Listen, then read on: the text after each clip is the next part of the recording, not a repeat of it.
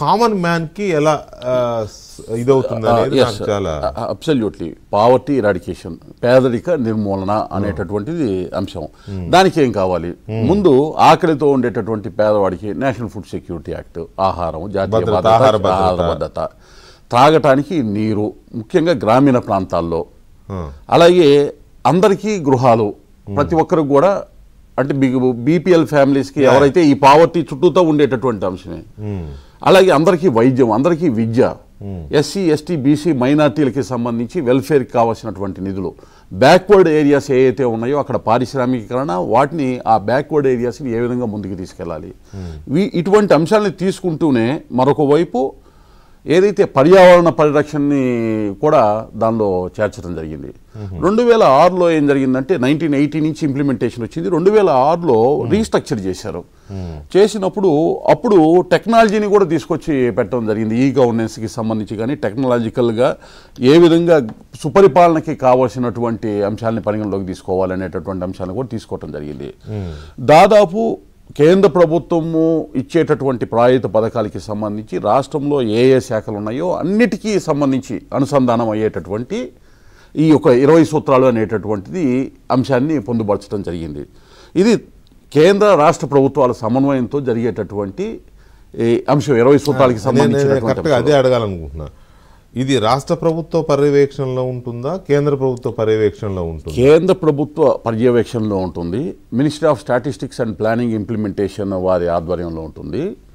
రాష్ట్రంలో ఇప్పుడు నేనేమైతే డిస్కస్ చేశానో ఈ అంశాలన్నిటికీ సంబంధించి ఆయా శాఖల్లో కేంద్ర ప్రభుత్వం నుంచి వచ్చేటటువంటి పథకాలు, ప్రాజెక్టులు ఏవైతే ఉన్నాయో వాటిని ఇక్కడ అమలు చేసేదానికి మానిటరింగ్ చేయటము, రివ్యూ చేయటము, ఆ రివ్యూ చేసినటువంటి వాటికి సంబంధించినటువంటి అంశాలని రాష్ట్ర ప్రభుత్వం దృష్టికి తీసుకురావటం, అలాగే కేంద్ర ప్రభుత్వానికి రాష్ట్ర ప్రభుత్వం దగ్గర నుంచి monthly reports, quarterly reports, half yearly reports, annual reports, ఈ అంశాలకి సంబంధించి ఒక స్ట్రక్చర్డ్ ఫామ్లో మన్రేగాకి సంబంధించి ఎన్ని కార్డ్స్ జనరేట్ చేశాము, ఈ మంత్లో ఎన్ని చేశాము, ఈ క్వార్టర్లో ఎన్ని చేశాము. క్లారిటీగా చెప్పాలి అంటే నాకు అర్థమైంది, కేంద్ర ప్రభుత్వం నుంచి వచ్చే ఏ పథకాలకైతే నిధులు వస్తాయో రాష్ట్ర ప్రభుత్వం మ్యాచింగ్ గ్రాంట్ కూడా ఉంటుంది అనుకోండి, కేంద్ర ప్రభుత్వ ప్రాయోజిత పథకాలకు సంబంధించి వాటి అమలు, తీరుతెన్నులు ఇవేనా? ఇవి కాకుండా ఇంకా వేరే మెయిన్ అది ఆ ప్రాజెక్ట్స్ ఏదన్నా సెంట్రల్ గవర్నమెంట్ నుంచి వచ్చే ప్రాజెక్ట్స్, ఇప్పుడు బ్యాక్వర్డ్ ఏరియా ఉంది, అక్కడ ఏదన్నా ఒక ప్రాజెక్ట్ వచ్చి ఆ బ్యాక్వర్డ్నెస్ని తగ్గించడానికి కానీ రిమూవ్ చేయడానికి అవకాశం కలిగేటటువంటి పరిస్థితులు.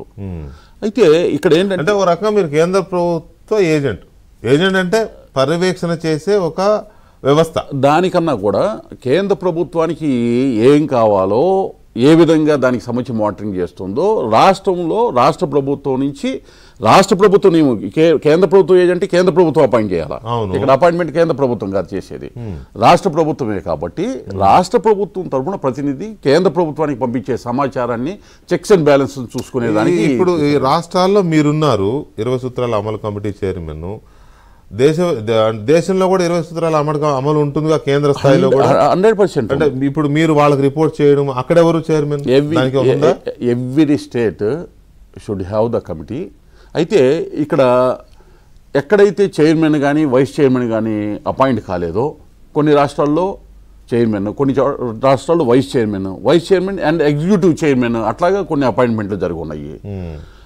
అవి లేని చోట ముఖ్యమంత్రి గారు, అలాగే చీఫ్ సెక్రటరీ గారు, అలాగే ప్లానింగ్కి సంబంధించినటువంటి ప్రిన్సిపల్ సెక్రటరీ గారు, వారే ఈ యొక్క మంత్లీ రిపోర్ట్స్ కానీ, క్వార్టర్లీ రిపోర్ట్స్ కానీ, హాఫ్ ఇయర్లీ రిపోర్ట్స్ కానీ సిస్టంలో. అంటే మీనింగ్లెస్ కదా నేను అనేది. అయితే అదన్నా తప్పై ఉండాలి, లేకపోతే ఇదన్నా తప్పై ఉండాలి. డోంట్ మిస్టేక్ మీ.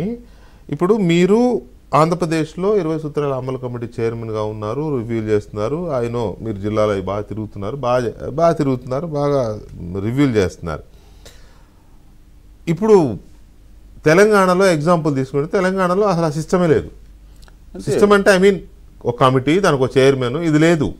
మీరు చెప్పేదాని ప్రకారం ఏంటంటే ముఖ్యమంత్రి గారు, చీఫ్ సెక్రటరీ గారు, ఆ ప్లానింగ్ సెక్రటరీ ఎవరో వాళ్ళే చూసి వాళ్ళే రివ్యూ చేయడమో ఏదో సంతకాలు పెట్టి పంపించడమే జరుగుతుంటుంది. అట్లా అంతే, నాకు అదే కదా అర్థమైంది. అయితే అక్కడ ఏంటంటే అంత తేలిగ్గా తీసేయాల్సిన అవసరం లేదు ఆ రిపోర్ట్ని కూడా. ఎందుకంటే సంబంధిత శాఖ అధికారులు ఉంటారు, శాఖకి సంబంధించినటువంటి ప్రిన్సిపల్ సెక్రటరీలు ఉంటారు. కాబట్టి వాటికి సంబంధించినటువంటి సమాచారాన్ని తెచ్చుకోవటంలో లోపం ఉంటుందని నేను అనుకుంటున్నాను. అంటే కమిటీ ఉన్నంత పకడ్బందీగా అయితే ఉండదు కదా. నేను అది అది అది అది ఎవరికి వాళ్ళు ఆలోచించుకోవాలి. అయితే ఇక్కడ ఒక పాయింట్ ఇందులో కూడా there is a lot of changes happen.